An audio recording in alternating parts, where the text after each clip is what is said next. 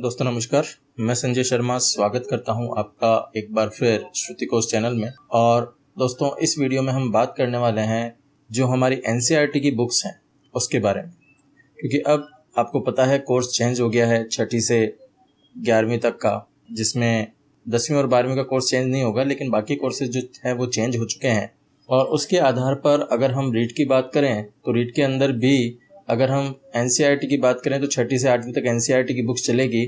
तो इसीलिए हमें वो बुक्स भी देखनी होगी, क्योंकि अगर वो बुक्स चलाई जाएगी तो फिर जो पेपर बनेगा वो उसमें से तैयार हो सकता है दोस्तों। तो इसलिए शुरू करते हैं हम अध्याय 1, क्या कब कहाँ और कैसे। ये हमारा अतीत पुस्तक का पहला अध्याय है जो इतिहास से जुड़ा हुआ है। तो इसके बारे में हम देखेंगे और काफ़ी कुछ नॉलेज इससे मिलने वाली है जो आगामी परीक्षा के अंदर काफ़ी फ़ायदेमंद होगी। तो शुरू करते हैं। आइए दोस्तों, सबसे पहले तो हमें ये बात करनी होगी कि आखिर अतीत का पता हमें कैसे चलता है, क्या क्या चीज़ें हैं जिनके कारण हम ये पता करते हैं कि हम इतिहास के बारे में पढ़ रहे हैं। दोस्तों, हम कई विषय वस्तु को जानने के लिए कि कल क्या हुआ था, आज क्या हो रहा है और भविष्य में क्या हो सकता है, भविष्यवाणी के रूप में भी हम सुनते हैं। तो ये सारी चीज़ें हम कहाँ से प्राप्त करते हैं? हम प्राप्त करते हैं रेडियो से, टेलीविज़न से, अखबार से।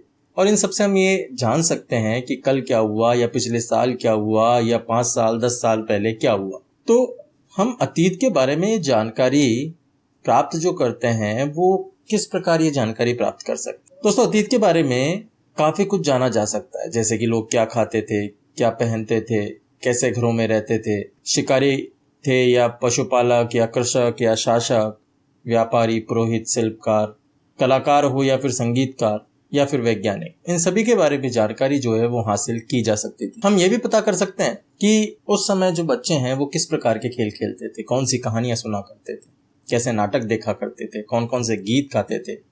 ये सारी चीज़ें हम प्राप्त कर सकते हैं, इनके बारे में हम सुन सकते हैं, देख सकते हैं।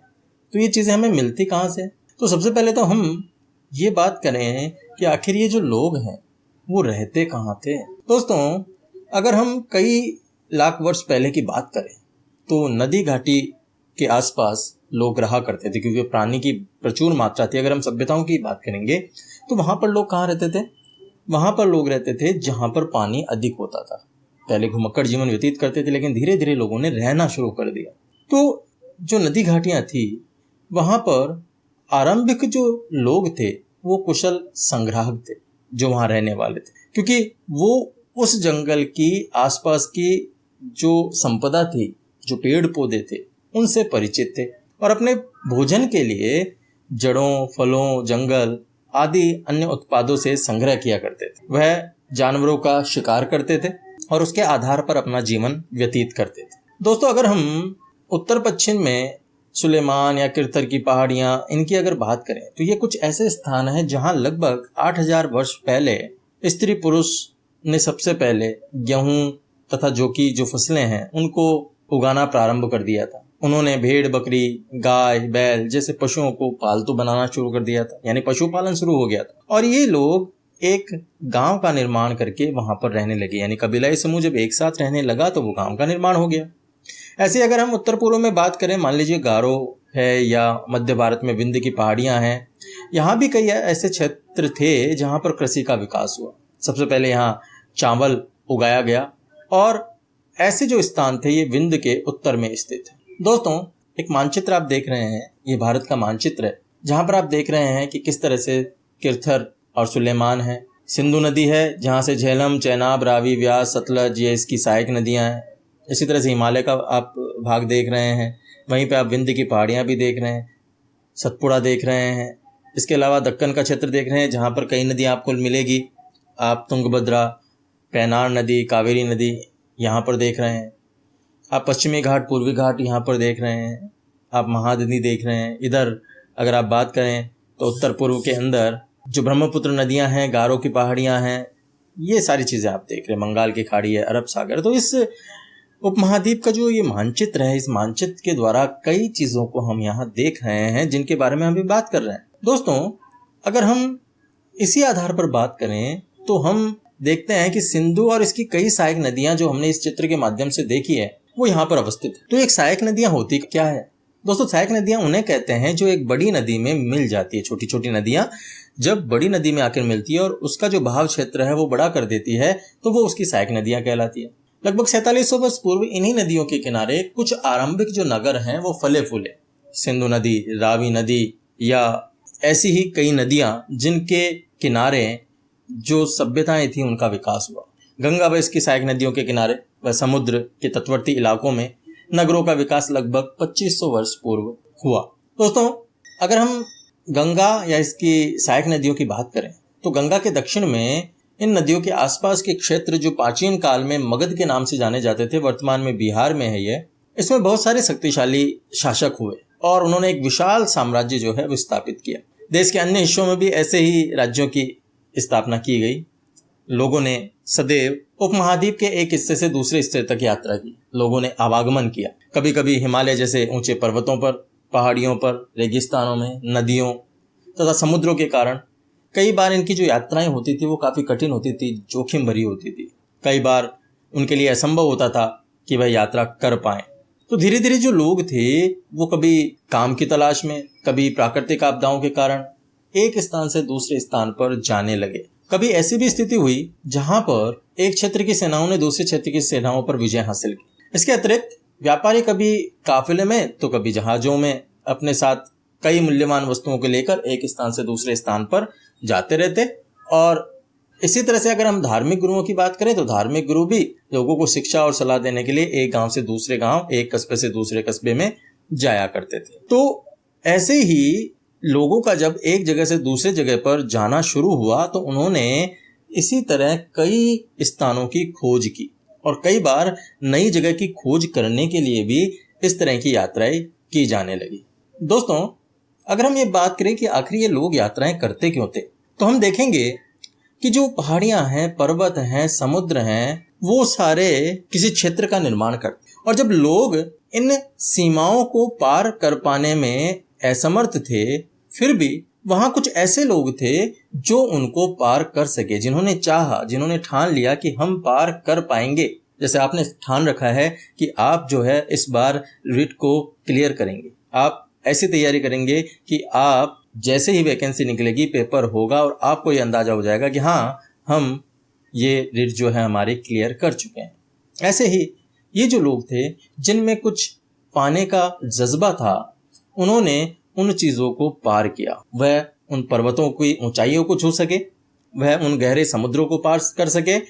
और कुछ लोग आए, वापस चले गए, लेकिन कुछ जो थे वो यहीं बस गए। तो ऐसी स्थिति में कई लोग जो थे, लोग पत्थर तराशने में, संगीत रचने में, भोजन पकाने के नए नए तरीकों के बारे में एक दूसरे के विचारों को अपनाते रहे।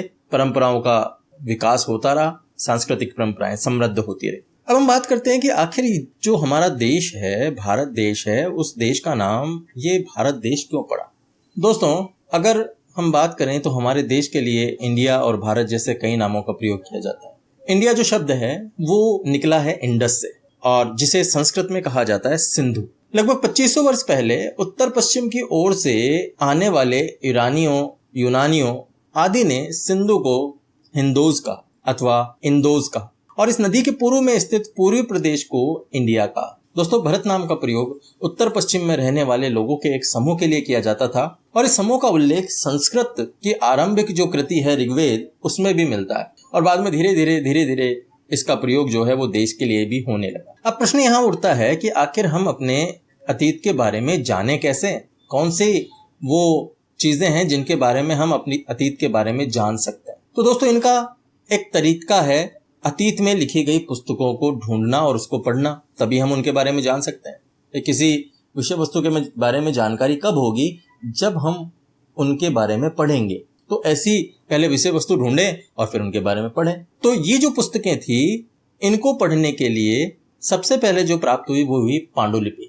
दोस्तों, पांडुलिपि होती क्या है? जो पुस्तकें हाथ से लिखी जाती है उन्हें पांडुलिपि कहा जाता है। यहाँ हम कहें कि अंग्रेजी में पांडुलिपि को क्या कहा जाता है?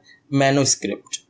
और मैनोस्क्रिप्ट में जो शब्द है मैनु, वो लैटिन शब्द है जिसका अर्थ होता है हाथ। तो ये इसी से निकला है, यानी वह पुस्तकें जिन्हें हाथ से लिखा जाता है वह पांडुलिपि कहलाती है।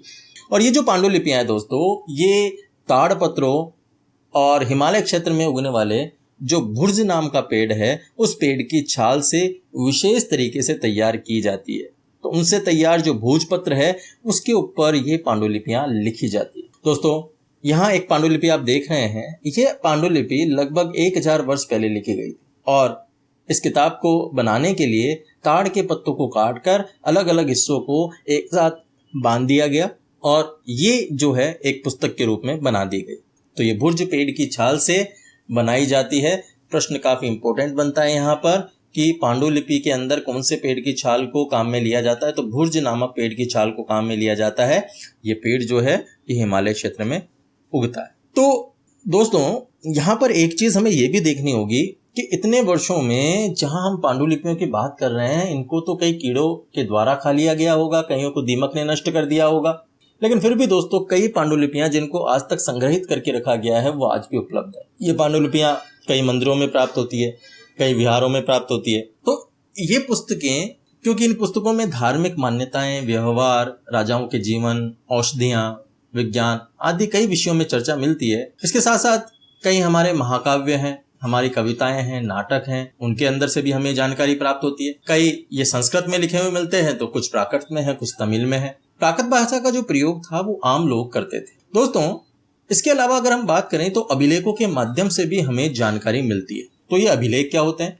दोस्तों, ऐसे लेख जो पत्थरों पर अथवा धातु जैसी कठोर सतहों पर उत्कीर्ण किए जाते हैं, लिखे जाते हैं, वही अभिलेख। तो कभी कभी जो शासक होते थे या जो राजा होता था, वो अपने आदेशों को इस पर उत्कीर्ण करवाता था, लिखवाता था, ताकि लोग क्या कर सके, उन्हें देख सके, उन्हें पढ़ सके, उनका पालन कर सके। यानी नियम, कुछ कायदे लिख दिए जाते थे जिनके आधार पर वह अपना शासन चलाता था। कई अन्य प्रकार के अभिलेख भी मिलते हैं जिनमें राजाओं या रानियों सहित अन्य स्त्री पुरुषों ने भी अपने कार्यों का विवरण जो है वो लिखवाया है। एक अभिलेख यहाँ पे आप चित्र में देख रहे हैं। ये जो अभिलेख है दोस्तों, ये लगभग 2250 वर्ष पुराना है और ये अफगानिस्तान के कंधार से प्राप्त हुआ है। ये अभिलेख सम्राट अशोक जो शासक थे उनके आदेश पर उत्कीर्ण करवाया गया। तो जब हम कुछ लिखते हैं तब हम किसी लिपि का प्रयोग करते हैं। लिपियां अक्षरों अथवा संकेतों से बनी होती है। जैसे कि जब हम कुछ बोलते हैं अथवा पढ़ते हैं तब हम एक भाषा का प्रयोग करते हैं। तो ये अभिलेख भी जो आप देख रहे हैं, इस क्षेत्र में प्रयुक्त होने वाली यूनानी तथा अरामेइक नामक दो भिन्न लिपियों तथा भाषाओं में। तो इस प्रकार अभिलेख ऐसी विषय वस्तु होती है जो पत्थर अथवा धातु जैसी कठोर सतहों पर उत्कीर्ण किए जाते हैं। दोस्तों, इसके अलावा भी कई अन्य वस्तुएं होती है जिनके द्वारा हमें इतिहास की जानकारी मिलती है। कुछ व्यक्ति होते हैं जिनके द्वारा इतिहास की जानकारी प्राप्त होती है, जिनमें हम बात करते हैं जैसे पुरातत्वविद की। दोस्तों, पुरातत्वविद कौन होते हैं? ऐसी वस्तुओं का अध्ययन करने वाले व्यक्ति को पुरातत्वविद कहा जाता है जो कि अतीत में बनी हुई होती है। तो पुरातत्वविद पत्थर और ईंट से बनी इमारतों के अवशेषों में, चित्रों में, मूर्तियों में, ये सबका अध्ययन करते हैं और वहां से जानकारी जुटाते हैं। दोस्तों, वे औजारों, हथियारों, इसके अलावा बर्तनों, आभूषणों, सिक्कों आदि की छानबीन करते हैं, खुदाई करते हैं, उनसे जानकारी प्राप्त करते हैं, उनकी लिखावट को पढ़ते हैं, फिर उनको डिकोड करते हैं कि आखिर इनमें लिखा हुआ कौन सा है, क्या लिखा हुआ है, कब का लिखा हुआ है, कौन से सन का है। ये इन सब की जानकारियां जो है वो प्राप्त होती है। दोस्तों, इनमें से कुछ वस्तुएं पत्थर की होती है, पकी मिट्टी की होती है तथा कुछ धातु की बनी हो सकती है। तो ऐसे तत्व कठोर तथा जल्दी नष्ट न होने वाले होते हैं, क्योंकि काफी समय तक ये रह सकते हैं। अगर जमीन के अंदर भी ये दबे हुए रहेंगे तो खुदाई के अंदर ही प्राप्त हो जाएंगे। पत्थर वगैरह है, धातु है, तो ये चीजें प्राप्त हो जाती है। जो पुरातत्वविद होता है वो जानवरों, चिड़ियों, मछलियों, इनकी हड्डियां भी ढूंढते रहते हैं, क्योंकि उनसे ये जानने में मदद मिलती है कि अतीत में जो लोग थे, पुराने समय के जो लोग थे, वो लोग खाते क्या थे, किस प्रकार रह पाते थे। तो ऐसी चीजें वो ढूंढते थे। कुछ अन्न के दाने उन्हें मिल जाते हैं, लकड़ी के टुकड़े जो हैं वो जले हुए मिल जाते हैं। तो कुछ अध जले हुए जो मिलते हैं उनका समय निकाला जाता है कि भाई ये किस समय के थे। और पूर्व मैंने आपको बताया था एक वीडियो के अंदर, जब हम हड़प्पा सभ्यता की बात कर रहे थे, उस समय मैंने आपको बताया था कि C14 कार्बन 14 पद्धति के माध्यम से इनका पता लगाया जाता है कि ये कितने वर्ष पुरानी है। दोस्तों, पांडुलिपियां, अभिलेख तथा पुरातत्व से जो जानकारियां प्राप्त होती है, ये जो जानकारियां होती हैं इनको इतिहासकार कहते हैं स्रोत। यानी जैसे कि इतिहास की जानकारियां प्राप्त हुई तो इतिहास के स्रोत। तो इनके लिए स्रोत शब्द का प्रयोग किया जाता है। तो ये इतिहासकार कौन होते हैं?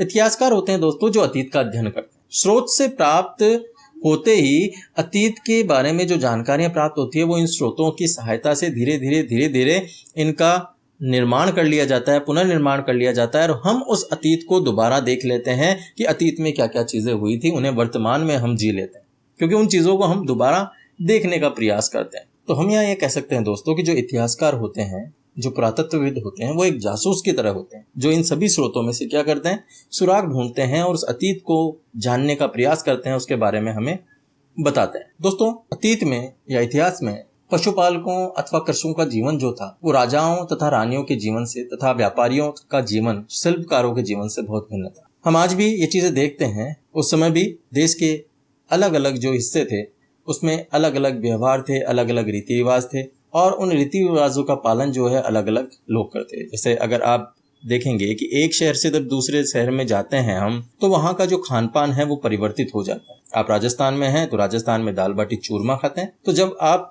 मान लीजिए अंडमान द्वीप की तरफ चले जाएं तो अंडमान द्वीप के अंदर लोग जो है मछलियां पकड़कर शिकार करके फल फूल संग्रह करके उनका उपयोग करते हैं। तो अलग अलग जगह जो है वो अलग अलग व्यक्ति अलग अलग चीजों को खाते हैं। तो यही इतिहास की जानकारी हमें देता है कि जैसे जैसे परिवर्तन होता है, परिवेश बदलता है, वैसे वैसे इतिहास भी बदलता जाता है। अब हम बात करते हैं इनकी तिथियों की कि आखिर ये तिथियां क्या होती है। दोस्तों अगर मान लीजिए हम ये बात करें कि तिथियों की गणना की कैसे जाती है, तो दोस्तों ये तिथियों की गणना की जाती है ईसा मसीह के जन्म के आधार पर। तो ईसा मसीह के जन्म के आधार पर हम इन तिथियों को देख, जैसे कि अंग्रेजी में बीसी, और बीसी कहते हैं ईसा पूर्व को, और इसका तात्पर्य क्या है, बीसी का बिफोर क्राइस्ट यानी ईसा पूर्व। ऐसे ही एडी की बात करें तो ईस्वी, इसको कहते हैं एनो डोमिनी। ये दो लैटिन शब्दों से बना हुआ है और इसका तात्पर्य क्या है, ईसा मसीह के जन्म के वर्ष।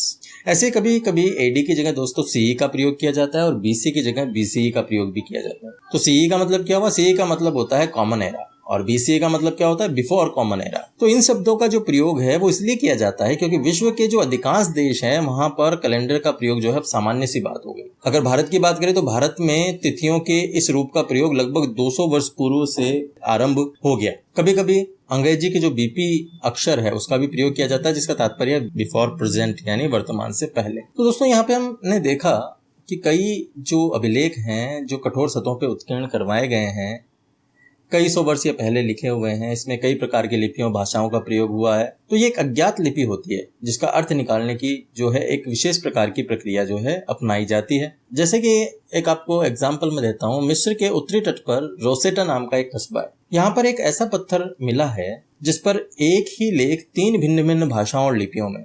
कुछ विद्वान यहाँ पर ये यूनानी भाषा पढ़ सकते थे। उन्होंने बताया कि यहाँ के जो राजा और रानियां थे उनके नाम जो है एक छोटे से फ्रेम में दिखाए गए हैं, इन्हें कारतूस कहा जाता है। उसके बाद के जो विद्वान हुए उन्होंने यूनानी और मिस्री जो संकेत थे उनको अलग अलग करते हुए उनके समानार्थक ध्वनियों की पहचान की और उसके आधार पर उनको देखा कि ये क्या लिखा हुआ है। तो एक जैसे शब्दों को उन्होंने चुनने का प्रयास किया और उनके आधार पर उस लिपि को पढ़ने का प्रयास किया। तो इसके आधार पर जो हमारे पुरातत्वविद होते हैं, इतिहासकार होते हैं, वो इन शब्दों को पढ़ने का प्रयास करते हैं, इन लेखों को पढ़ने का प्रयास करते हैं और हमें इतिहास की जानकारी प्रदान करते हैं। तो दोस्तों ये था हमारा चैप्टर 1, हमारा अतीत पुस्तक का अध्याय 1, क्या कब कहाँ और कैसे। दोस्तों काफी जानकारियां इस चैप्टर से हमें मिली है और बिंदुवार मैंने ये सारी चीजें आपको बताई है। तो आशा है आपको वीडियो पसंद आया होगा। इस वीडियो में इतना ही दोस्तों।